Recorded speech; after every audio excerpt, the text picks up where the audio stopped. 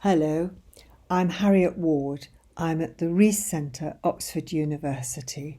And first of all, I would just like to say thank you very much indeed for inviting me to come and make this presentation today. And secondly, how very sorry I am that I am unable to do this in person, either face to face or online. I'm sorry, things just didn't work out right that way. But I'm really grateful that you've asked me to talk about something that I haven't really thought about anything else much for the last 5 years. So it's a pleasure to be able to talk about our study on open adoption in Australia. Just to set the picture, really, let's think about, first of all, differences and similarities between child welfare in Australia and in England. So as you can see from this slide, a higher proportion of children come into care or are placed in care in Australia than there are in England, 8 in 1,000 children versus 7 or 6.7 in 1,000 in England. But one of the key issues in Australia is the very high proportion of Aboriginal children, Indigenous children in care, 54 in 1,000, that's a lot, and far higher, of course, than non-Aboriginal children. And the other point that I would really like you to be aware of is that a far smaller proportion of children are placed for adoption or adopted in Australia, 3% of exits from care versus 12% in England. And there are reasons for these differences. Over the last 100 and more years, there have been a number of scandals in Australia which have greatly influenced the debate about children coming into care and what should happen to them. So there was a huge issue about the child migrants, very large numbers of British and Maltese children were sent to Australia as orphans in the early to mid 20th century. Many of them did actually have a parent alive, and many of them went to Australia under the pretext that they would be adopted when they got there, and that didn't happen to very many of them. Most of them were in fact placed out as farm labourers and spent time in residential schools and had a pretty poor time of it. The scandal that most people are aware of course, is the stolen generations, the forced removal of Indigenous children from their birth families in a policy that was designed to eradicate Aboriginal culture and assimilate the Aborigines into the remaining Australian culture. And as many as 1 in 3 children were forcibly removed from their birth parents. Some of them were placed in residential schools, but some of them were adopted into non-Aboriginal families in an effort to assimilate them. And then more recently, there have been concerns about large numbers of babies who were relinquished by single mothers in the latter part of the 20th century. It's now come to light that many of those mothers were tricked really into agreeing to the adoption of their children and were deceived really. They were told that the baby had died quite often. So there are big issues about that as well.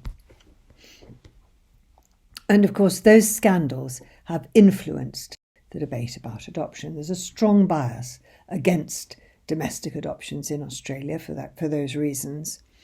And many of the adoptees, when they grew up, and indeed some of the parents who relinquished them, have participated in a reform movement that's lobbied for increased openness in adoption policy and practice. And in fact, now it's mandatory in New South Wales and the Australian Capital Territory for adoption to encompass regular post-adoption face-to-face contact between children and birth parents. That's part of the adoption plan that accompanies the adoption order. It's enforceable by the courts, and in fact the order could be rescinded if the adoptive parents refused to comply. I don't know of any cases where that's happened. So we were asked to look at the adoptees who were placed in care by Barnardo's Australia between 1987 and 2013. They placed 210 children. None of them were Aboriginals. It's illegal for Barnardo's to place Aboriginal children, but they placed 210 non-Aboriginal children during this period. And the policy had a number of key features. One was that certainly in the early days, it aimed at providing permanent homes for children who had been identified, children in care who couldn't return to their birth parents and who had been identified as hard to place in the care system, either because they were older or because they had behavioural difficulties or because they were part of a large sibling group, and sometimes all three. Another feature of the programme was that for much of the period that we're covering, 1987 to 2013, it was policy, first of all, to approve potential adoptive parents as long-term foster carers. And during the period that the adoptive parents were foster carers, they received extensive support from the agency, and then they applied for adoption order, and that support ended. But they had very extensive support from Barnardo's for months, if not years in many cases, before the adoption order was made. And the policy of open adoption was enforced. Regular contact was required, face-to-face contact, not only with birth parents, but also with siblings, grandparents, and other members of the extended family. And it was also policy for the adoptive parents to be present during contact. So we were asked to find out what had happened to these 210 adoptees.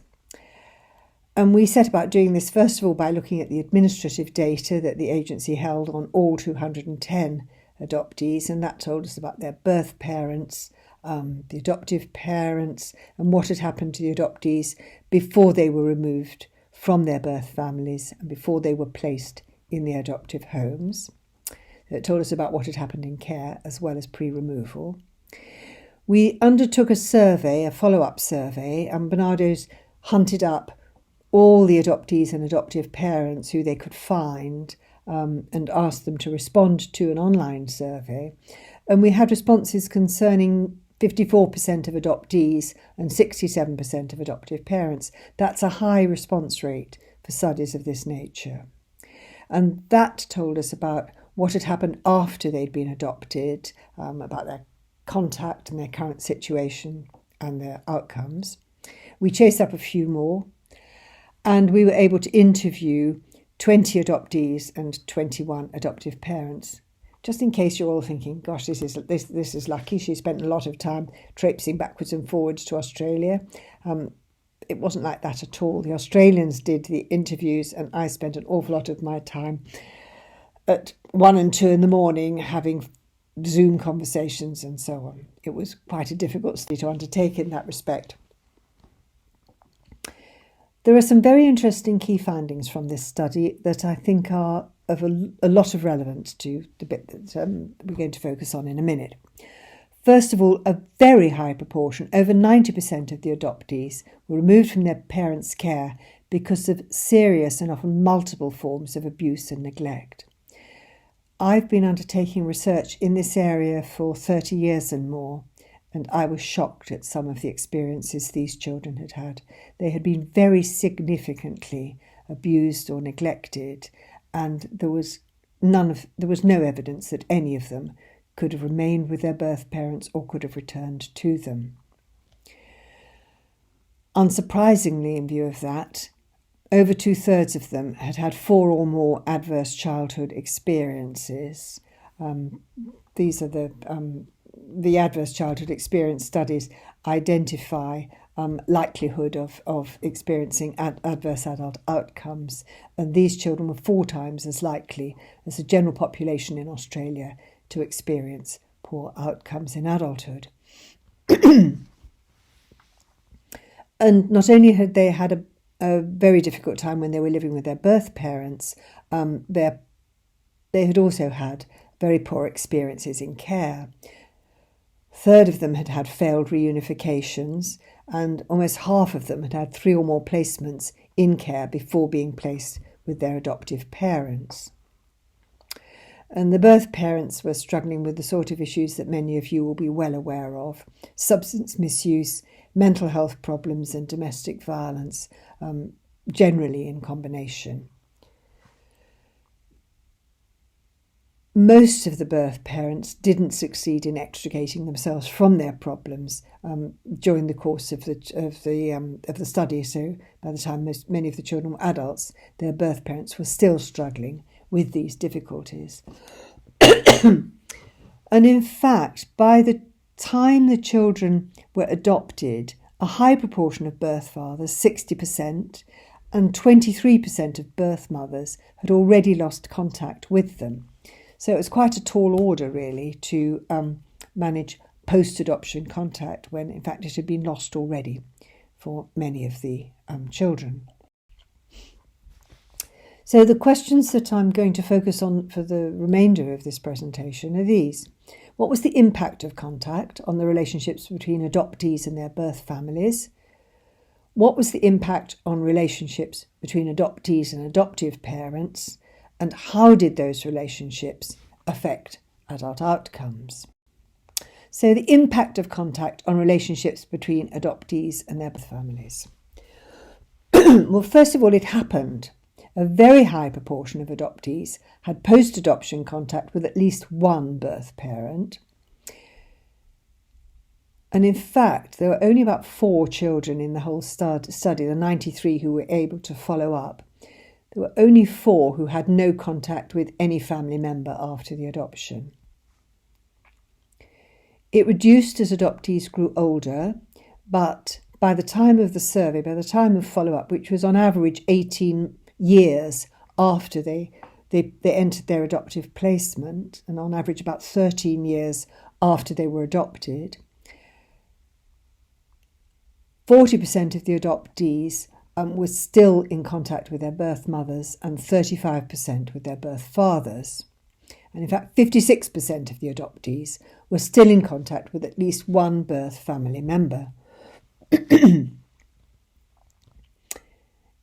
In 40% of cases, contact was relatively smooth. However, for about 60% of the adoptees, for over half of them, it was difficult and painful and often extremely negative. So what were the drawbacks of contact? Why was it negative? Well, there were a lot of practical problems. Children could have contact with as many birth family members as seemed to be helpful. And some of them had contact with grandparents and parents and siblings as well. And that meant adoptive parents were spending a lot of time both organising contact and facilitating it and accompanying children to contact sessions. They found it very onerous and not surprising, really. There were huge issues about safety and secrecy. Some of the birth parents were very violent. Some of them had, there was one, for instance, who had kidnapped a previous child and held them hostage for some time. So those adoptive parents were very anxious that the birth parents would not find out where they were living. So there were lots of issues about trying to make it impossible for the birth parents to find the child, even though they had some contact sessions with them. It had to be managed. Many of the children found it very stressful indeed. At least a third of them found it very stressful. And a lot of them didn't want to go. There were sad stories about how the adoptive parents said had to take them kicking and screaming to contact sessions. They had no choice about whether they would go or not. And they felt let down when they got there quite often. It made it evident, the contact sessions made it evident that the relationship between the birth parent and the child was often poor, or minimal really. Some of the birth parents refused to accept the adoption and tried to undermine the placement during the sessions. They took the child on one side, for instance, and they said, don't worry, you'll be coming back home to me soon. I've gone back to court again in just a week or two and you'll be home.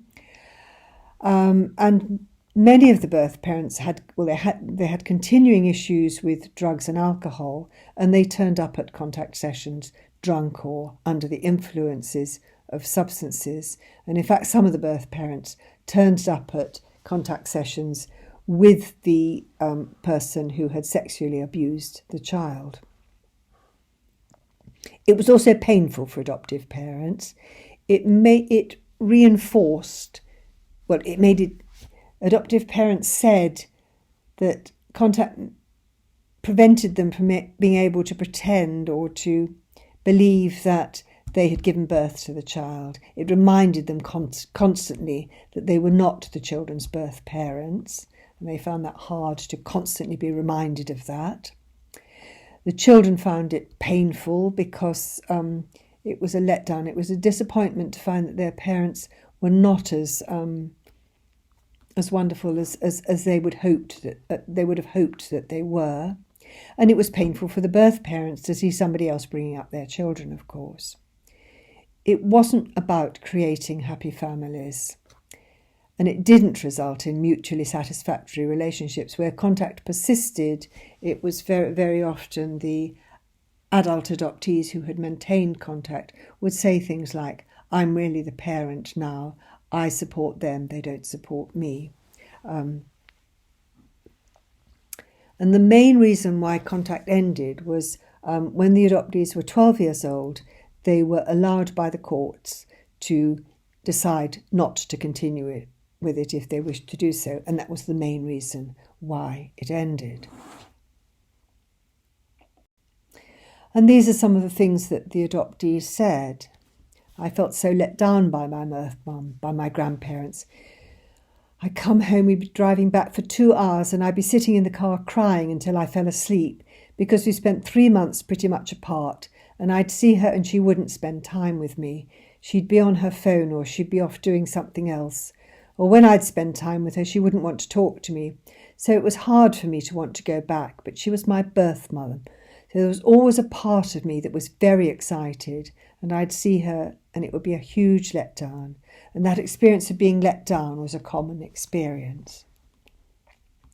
Some of them, as I said, the birth parents turned up at the contact sessions under the influence of drugs or alcohol. This one, the mother was slurring her words. And then a very small number of the birth parents did succeed in overcoming their problems, but then they'd moved on. They were focused on their new partner and they had often had more children. And as this adoptee said, my birth mum, she likes to brag about what her life is like now, and it's hard to hear. She'll say she's married and that the husband has a child and what that child will do on Mother's Day with her, and those sorts of things that, of course, are hard to hear because she's never taken any pride in my life or has done anything like that with me. So it was difficult. Contact with grandparents was much more straightforward and much more positive for most, but not for all children. It wasn't always positive with grandparents, but it was for most of them. And a high proportion of them, as you can see, 78% of them had face-to-face contact with their grandparents. And they were a constant element in their lives. That was one of the things that was very important for them. And as the second quote indicates, contact with grandparents reassured children that they had been loved and that they continued to be loved by members of their original family.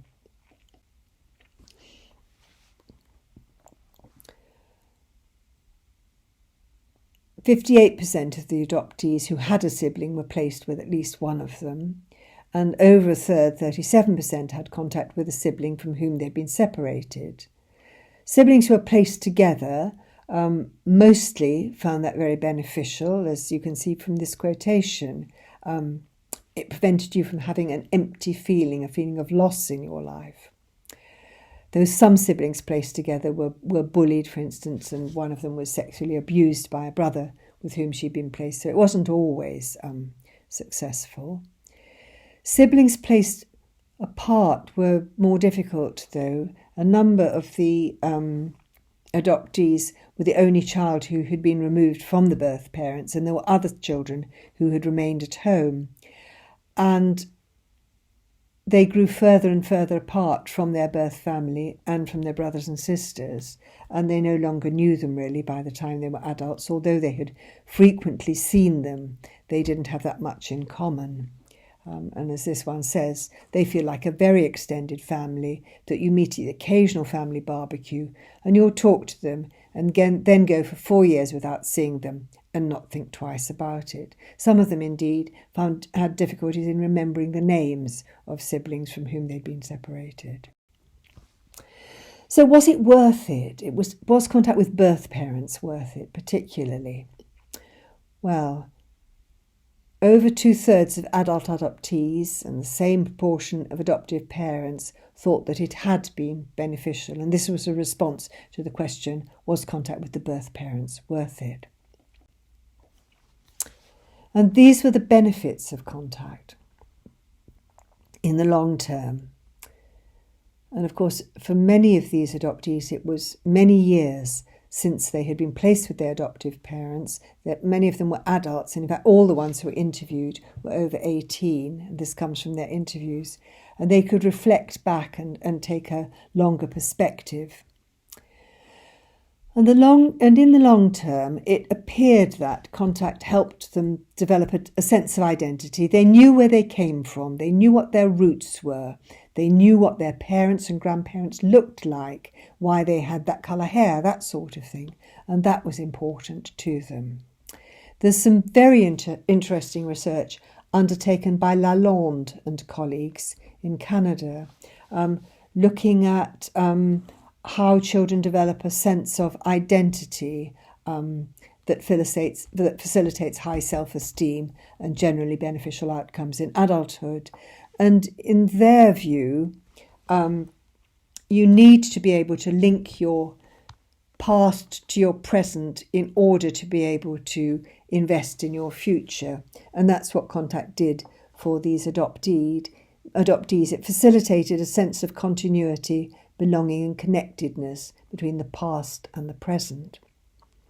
It helped them understand why they couldn't live with their birth parents and why they had to be separated. They were able, when they were 12, they were also able to look at their files, and it was very painful for some of them, but it meant that they couldn't fantasize that things would have been better had they remained with their birth parents. They knew what had happened to them. And it prevented everybody from fantasizing. It prevented the children from always thinking that the grass was greener on the other side. It would have been better to stay with their birth parents. Why couldn't they go home? It prevented the adoptive parents from fantasizing about the birth parents, from thinking that the birth parents were beyond the pale and completely unspeakable, because they met them regularly and they came to understand that they had difficulties and to acknowledge some of the problems that they were struggling with. And it prevented the birth parents from fantasizing about the adoptive parents, from persuading themselves that these people had stolen their children unfairly from them. And contact and this openness and understanding about their past and who they were and so on helped the adoptees to come to terms with the past and to move on, into adulthood without constantly thinking about the difficulties that they'd had during their childhood. And in the most successful cases, some of the adoptive families included birth family members as honorary members of their own extended family. They sent them Christmas cards, they invited them to key occasions such as family weddings sometimes, and some of the birth parents reciprocated and did the same. It wasn't all sweetness and light, it didn't all work as well as one would hope it would, but nevertheless there were a number of benefits from contact. So now, what was the impact of contact on the relationship between adoptees and the adoptive parents? The big question, of course, is did contact jeopardise the placements? That was the worry, that if children stayed in contact with their birth parents, they would gradually return to them. Well, first of all, the adoptive placements were extremely stable. These children had had many vicissitudes, and some of them had had numerous placements in care. Nevertheless, on average, 18 years after they were placed with their adoptive families, 55% of the adoptees were still living at home at the time of the survey, and that included 34% of those who were aged 18 and over. And those who did leave home, 71% of those who had left had done so for normative reasons, to move to a job, for instance, move to employment, or to go into higher education, or just because they felt old enough to set up their own home. The average age of leaving the adoptive homes was 21, but of course quite a high proportion of the adoptees were aged 18 and over and still living at home, so that average would increase when those young people left. However, there are negatives. 12 adoptees had left the adoptive homes before they were 18, and that's often used as an indicator of an adoption, as a definition of a disruption, that the adoptee leaves the home before their 18th birthday. So the disruption rate is 13%, which is quite high. On the other hand, these were largely late-placed children. They're rather similar to Julie Selwyn's study of late-placed adoptions in England, and the higher disruption rate is partly explained by these being difficult to place children when they moved into their adoptive homes. A quarter to 26% had run away or moved temporarily out of their adoptive homes, and 10% of those who'd permanently left home had moved back to their birth families. So those were 1 in 10 of the children had, for 1 in 10 of the children, contact had perhaps jeopardised the placement.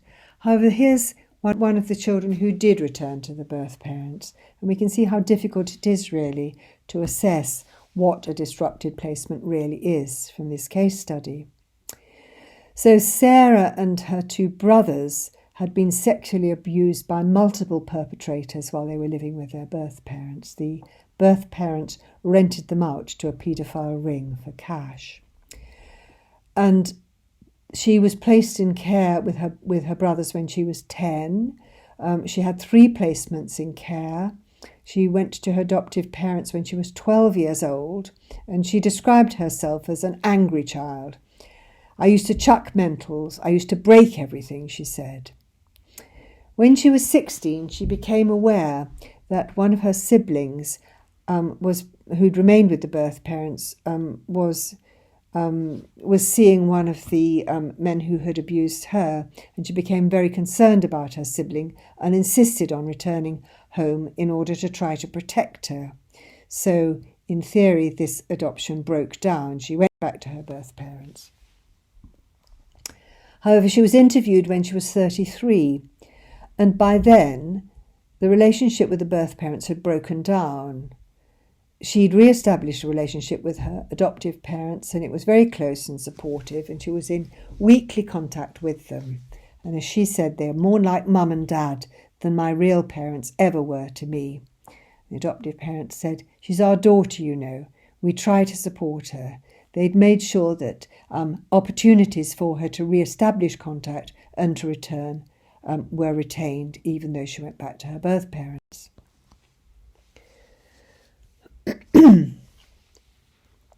And when we look at the adoptees who had left home, 84% of them had continuing support from their adoptive parents after they'd left, including some of them who'd gone back to their birth parents. And a third of the adoptees who'd left home communicated with their adoptive parents at least once a week, and 24% less than once a week, but at least once a month. There was a small number who never communicated with their adoptive parents, or less than once a year. And the 14% of adoptees for whom that was the case compare with 4% of Australians in the wider population who never or very rarely commuted with their parents.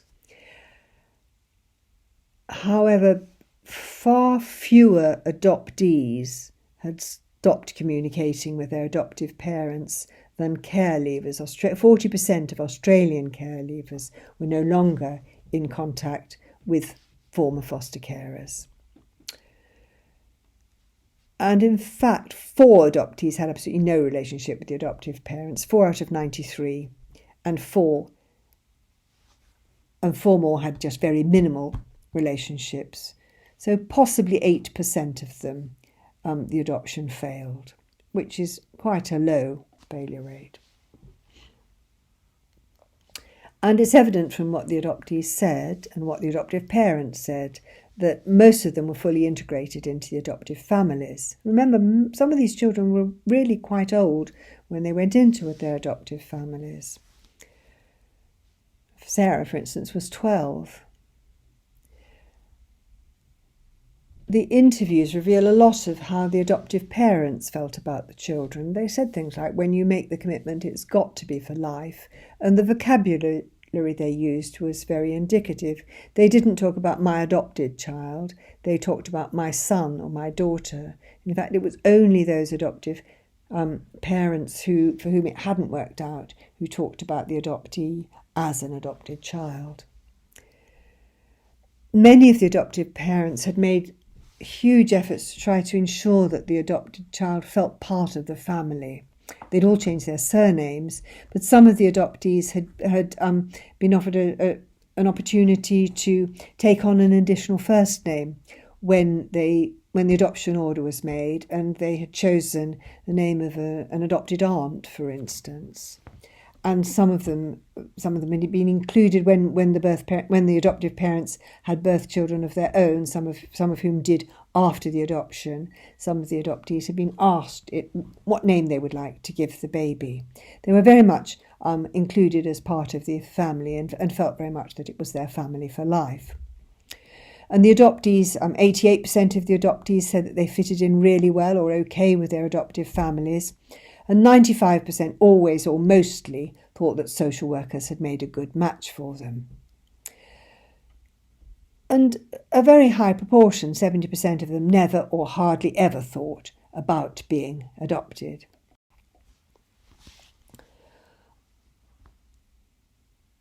And at the time of the survey, only one adoptee who we were able to follow up was living with a birth family member. So those who'd returned to their birth families, the relationship had largely broken down and they were no longer living with them. And many of those relationships had ended acrimoniously. We don't know, of course, about whether some of the adoptees we weren't able to follow up had had much more successful returns to their birth families. And the few adoptees who said that contact had been discouraged or denied had notably worse relationships with adoptive parents. That was very evident from the interviews in particular. Although all adoptive parents had to agree to contact as part of the adoption plan, and it was mandated by the courts, nevertheless, a small number of them didn't fulfil this commitment and didn't facilitate contact, but it was those adoptive parents who had the worst relationship with the adoptees, and it was those adoptees who hadn't had contact, who felt that it had been denied them, who had the least successful adult outcomes. So finally, let's think about how those relationships did affect adult outcomes. As I've already said, the adoptees had very difficult experiences before they entered their adoptive homes, and that was evident when they got there. 40% of them showed signs of developmental delay.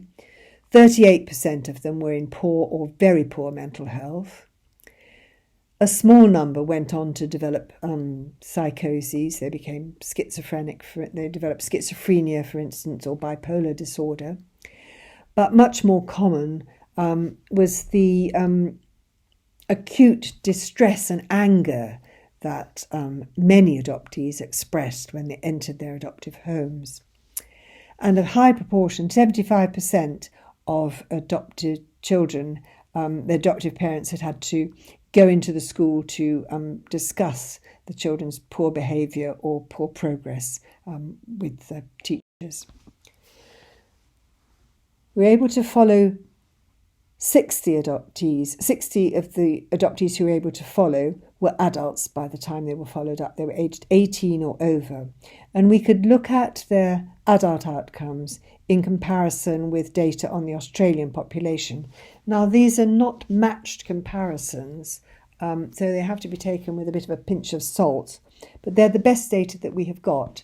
And I think that it's quite useful to see how they did compare. And as you can see from this slide, so as education and university and being in full-time education, employment or training is concerned, the adoptees were fairly similar to the Australian population, just a few percentage points different.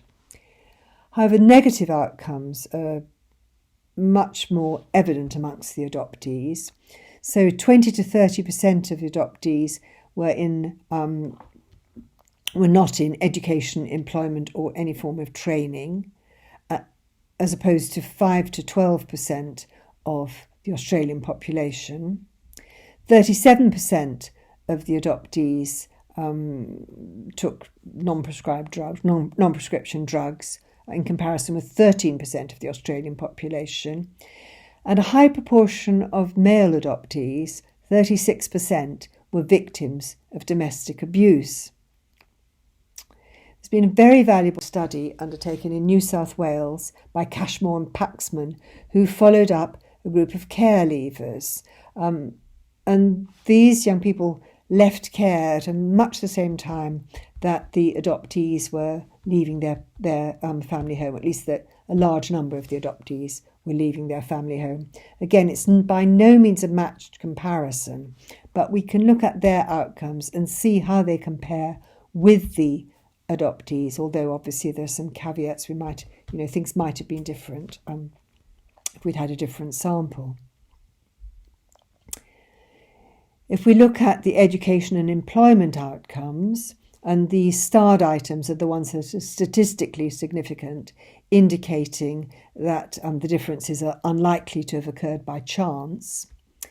63% of the adoptees had some form of educational qualification versus 42% of care leavers.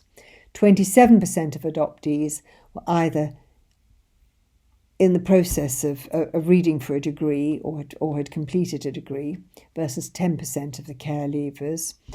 And 62% of adoptees were in full-time education, employment or training versus 34% of care leavers.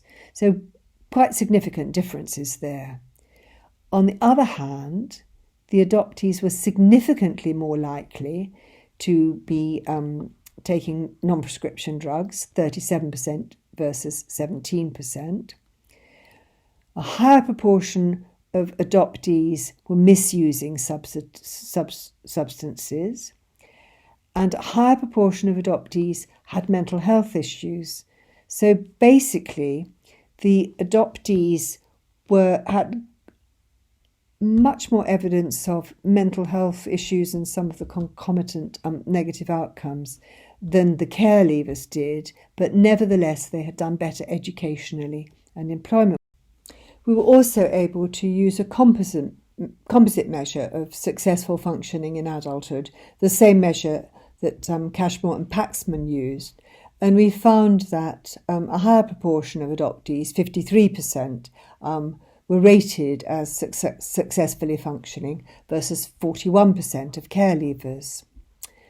So why did they do better? Well, I think there are a number of possible factors. Those adoptees who did well had achieved closure and had come to terms with the past. Well-managed contact was beneficial, but it had to be well-managed. And there are a number of statistically significant factors too. Rather worryingly, really, face-to-face contact with birth fathers after the adoption was significantly related to ongoing mental health issues for adoptees. I don't think it's that surprising, though, because some of the birth fathers, a very small number, but some of them were extremely aggressive, violent men, and the adoptees were frightened of them. And when contact wasn't well managed, I think that it is likely that contact revisited, revived some of the issues of the past for these children, and they were too painful for them. Most of the vulnerability factors that we identified did not in fact relate to poor adult functioning as we had expected. However, those adoptees who had experienced polyvictimization, that is, that they had been sexually abused and physically abused and emotionally abused and neglected, all 4 forms of abuse, those adoptees were more likely to function poorly in adulthood than their peers.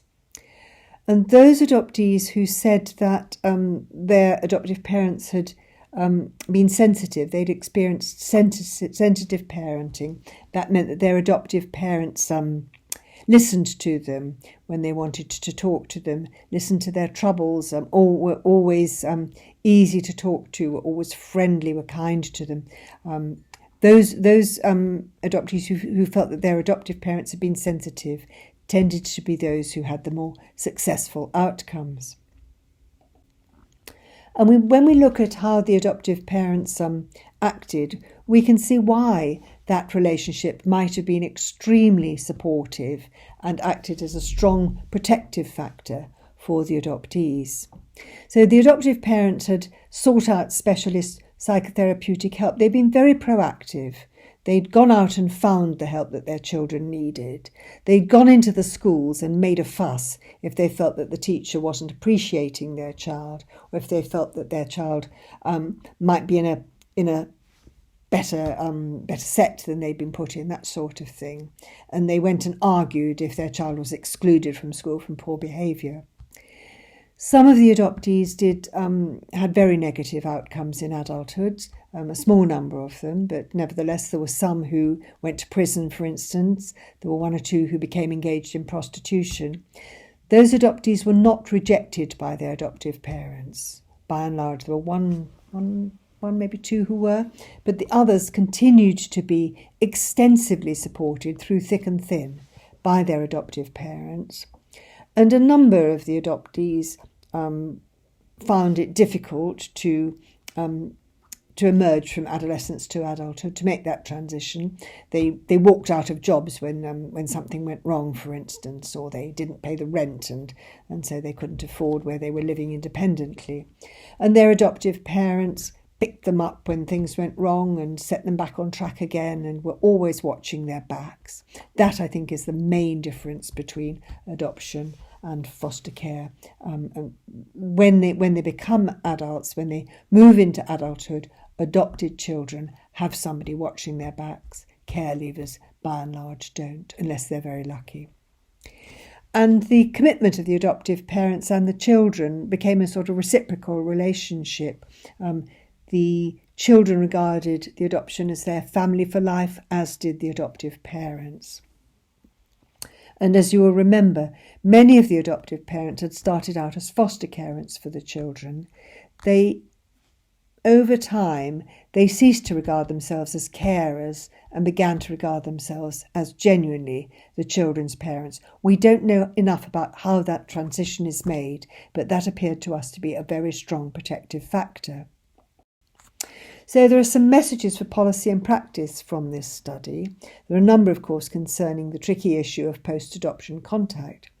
In our view, most adopted children benefit from continuing face-to-face contact with birth parents, grandparents and siblings. That's what the findings from this study suggest. It can be painful, it can be difficult, but by and large it's beneficial.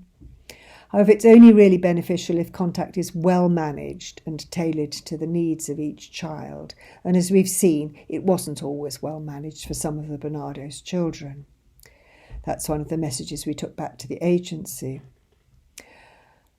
It was important for adoptive parents to be fully engaged in contact. That's what made it more positive, and the presence of the adoptive parents was important for the children particularly.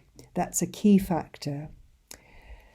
And we thought that, looking at this picture, it appeared to us as though once face-to-face contact is an expectation and a requirement, adoption becomes much more closely related to long-term foster care than previously. And that should really be a consideration in setting eligibility criteria, in recruiting adoptive parents and in training them. They need to be able to be the sort of people who can understand birth parents and to accommodate them in their lives to a certain extent. There are also important messages concerning outcomes of adoption. There are very positive outcomes from this study. Not all the children did brilliantly, of course, but a number of the children did much better than one would have expected them to, given the situation that they were in when they entered their adoptive homes. And it appeared as though, I think this study confirms that as long as the adoption is performed ethically and within an adequate rights framework, it can provide greater stability, a stronger sense of belonging, and better support than care can provide for abused and neglected children who cannot return home, particularly when they're making the transition from adolescence to independence. Adult outcomes for adoptees also tend to be more successful than those for care leavers. And it appears as though the commitment of adoptive parents acts as a very powerful protective factor. We need to understand that much more. We need to understand much more how they make that transition from carer to parent and how that can be better supported. And as we know, most children adopted from care have experienced significant maltreatment. It was very evident in this study, and it was evident that many of them would need continuing support well into adulthood. And just finally, this study has been written up as a book. I'm just about to approve the final proofs, and once that's happened, it should be published within 6 weeks or so. So it might be ready in time for Christmas. But the key point about the book is that you will be able also to download it for free. It's on open access on the Palgrave Macmillan website. Thank you very much for inviting me. I hope that you have found this interesting. Goodbye.